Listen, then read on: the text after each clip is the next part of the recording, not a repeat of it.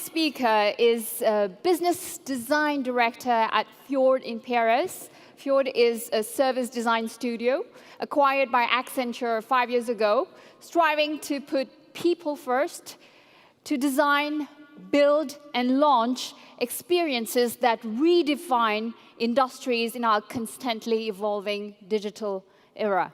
Today, the topic is talent management in the age of living businesses. Ladies and gentlemen, please join me in welcoming Alexandre Thomas.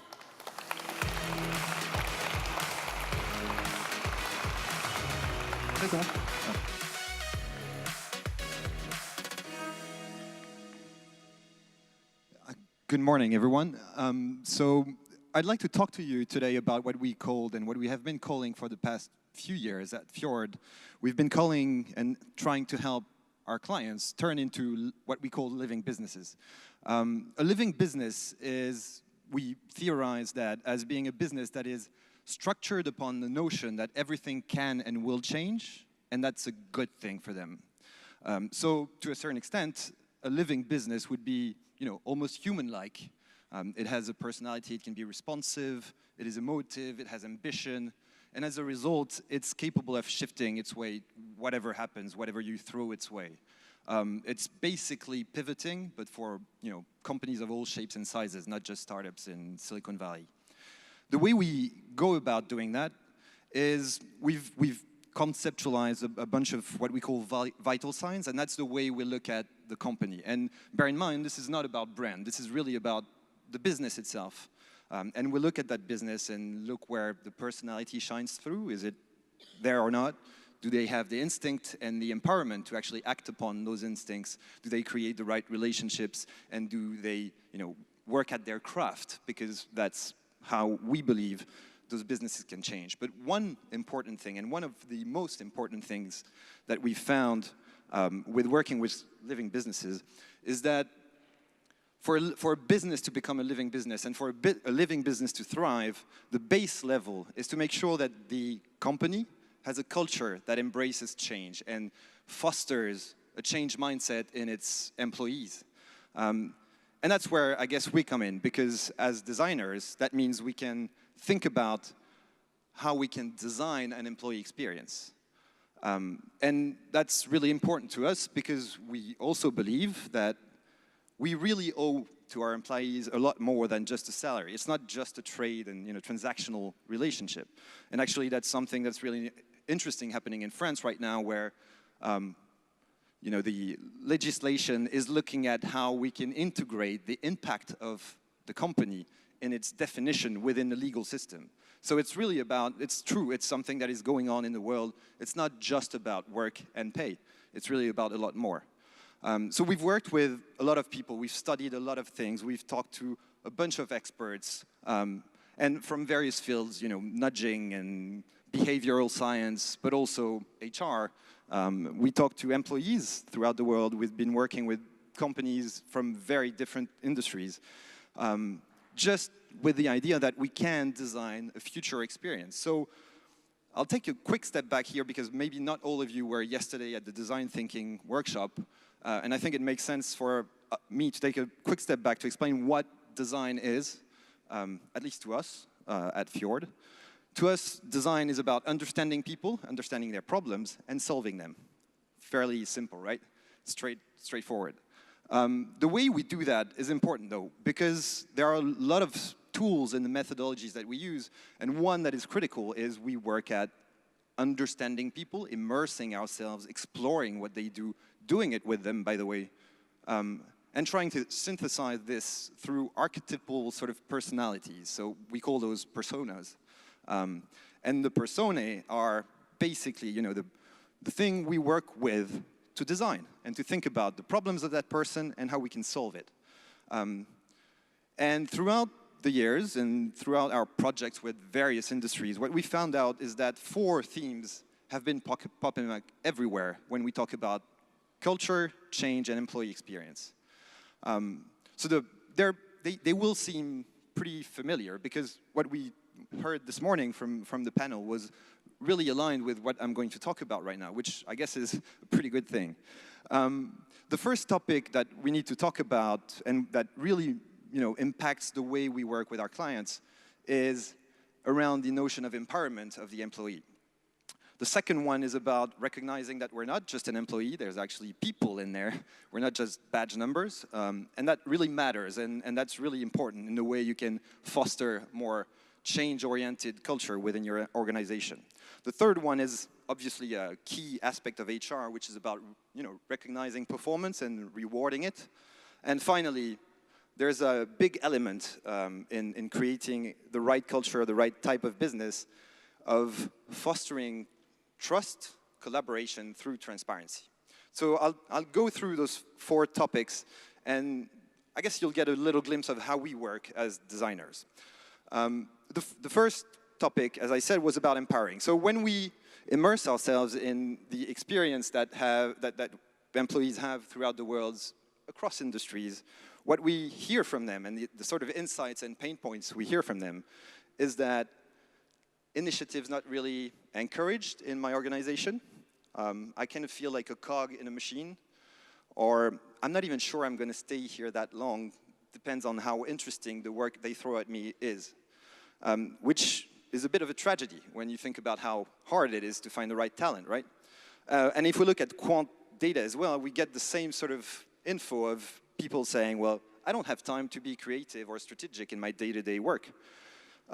When we know perfectly well what employees want to feel. They want to feel an essential part of the company's success. They want to understand the purpose, where they sit against that purpose, what they contribute to that purpose. They want to be entrusted with that initiative mindset, and they want to be inspired to do so.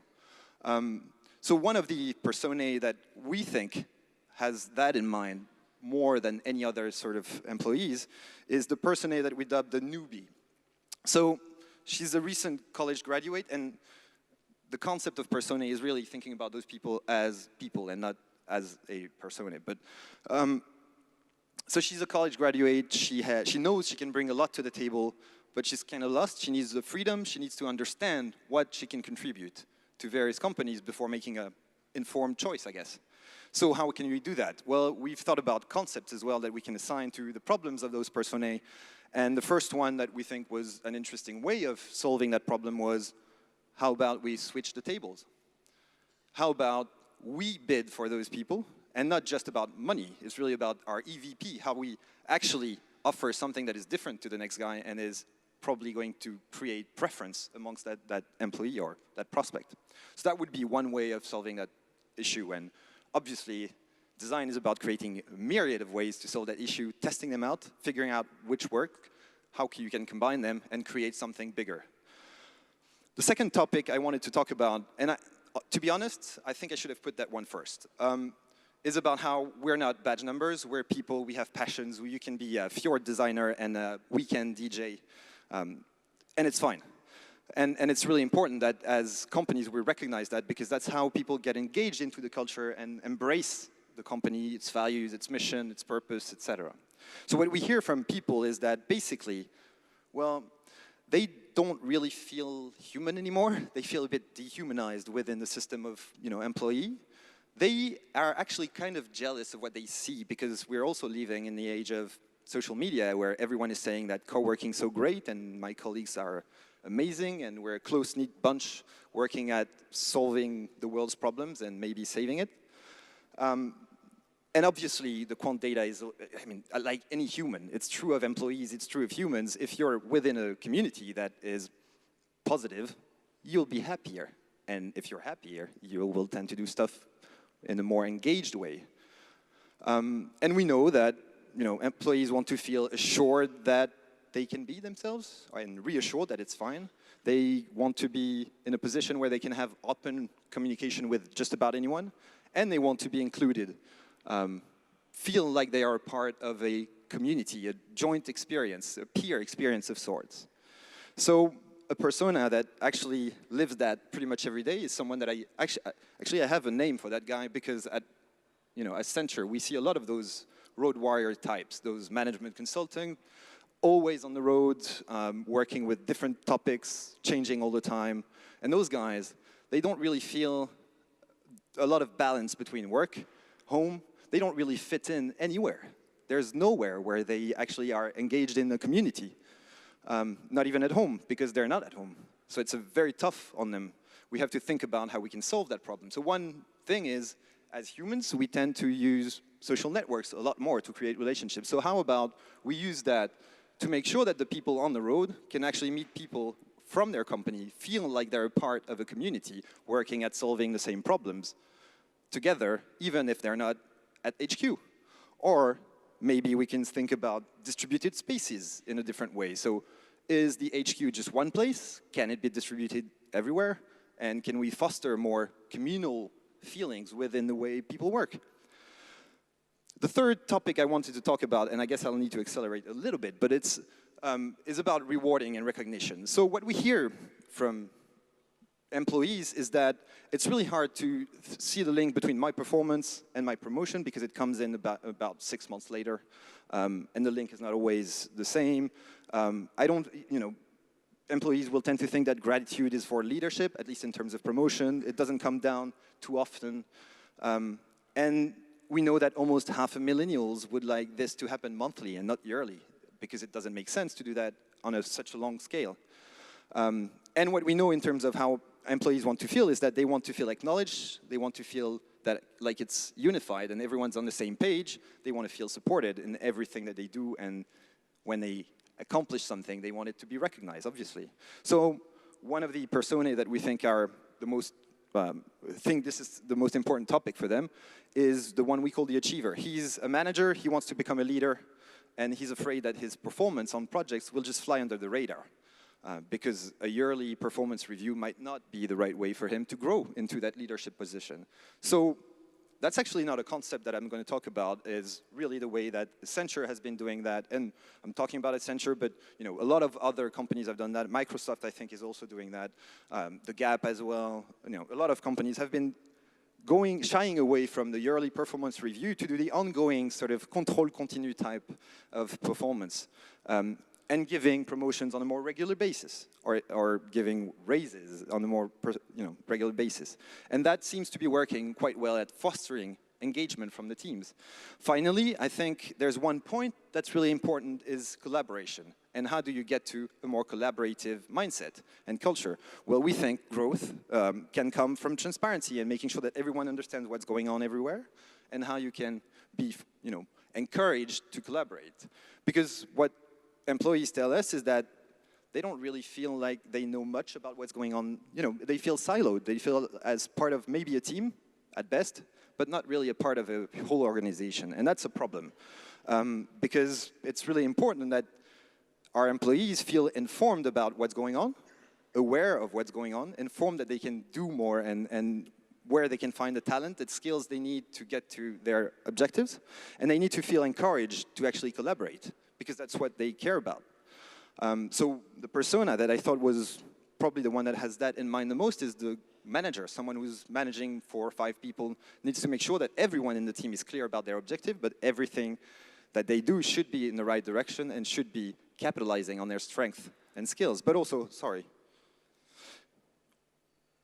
it's going faster, okay. I need to finish now, time out.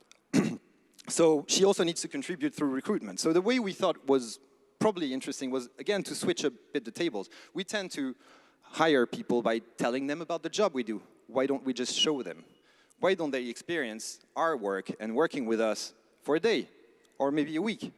And then we can have a more informed decision on their part by joining us, what they can contribute, and then bring more to the table and more engaged in the team and how the whole company can go forward. So these are the key 4 topics I wanted to talk about today. And I hope that's given you a bit of an interest into what we call the living businesses, because we think that's really going to be the way forward for a lot of you guys. Thanks very much. And sorry for going overboard.